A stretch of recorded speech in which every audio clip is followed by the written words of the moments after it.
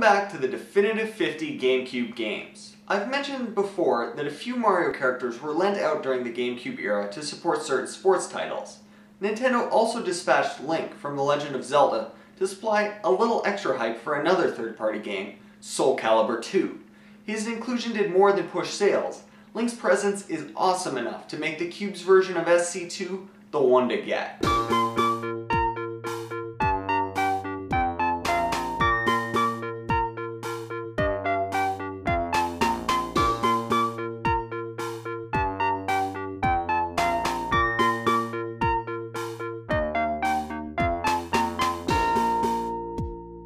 The Definitive 50, with your host, Noobs.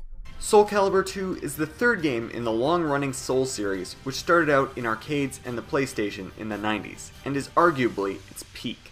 The game eschews the standard flat plane of older fighters, and yet avoids completely free movement in the third dimension as well, allowing players to move around one another, but keeping them restrained enough to be constantly engaged. The title features a whopping 23 character roster made up of some of the most gruesome dudes and charming ladies in game history. On the guy's side, the bow staff wielding Kilik is fun and easy to control, while the grisly nightmare's slow moving attacks are especially devastating. For some real amusement though, check out the twisted and contaminated Necrid, the suicidal Yoshimitsu, or the sadomasochistic Voldo.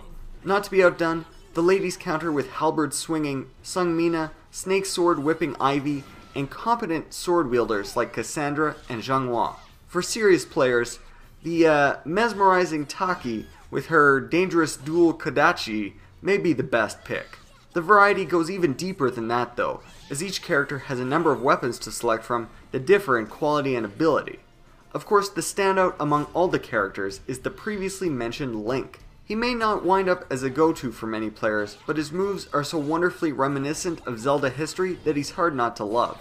The magic is especially apparent when you see the Hylian wielding weapons like the bow, boomerang, master sword, megaton hammer, bug-catching net, and even Cane of Burna.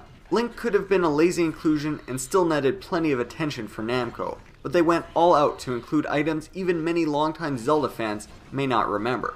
All of these characters can be put to the test through the numerous modes that the game offers.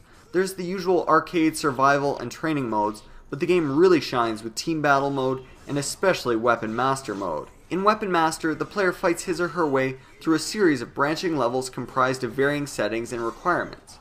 Rewards include experience points and money, the latter of which is vital for purchasing game unlockables like art, costumes, videos, and most importantly, weapons. It's the ideal alternative for fighting game fans who may sometimes lack opponents or just feel like chilling with the game on their own. A number of characters, stages, weapons, and extra modes are also unlocked by playing through the many modes of the game or simply advancing in Weapon Master. Let me know what you think of Soul Calibur II and the Definitive 50 in the comment section below. Don't forget to rate and subscribe. Huge thanks go out to all our fans and supporters. Check back next week for entry number 17 on the Definitive 50 GameCube games.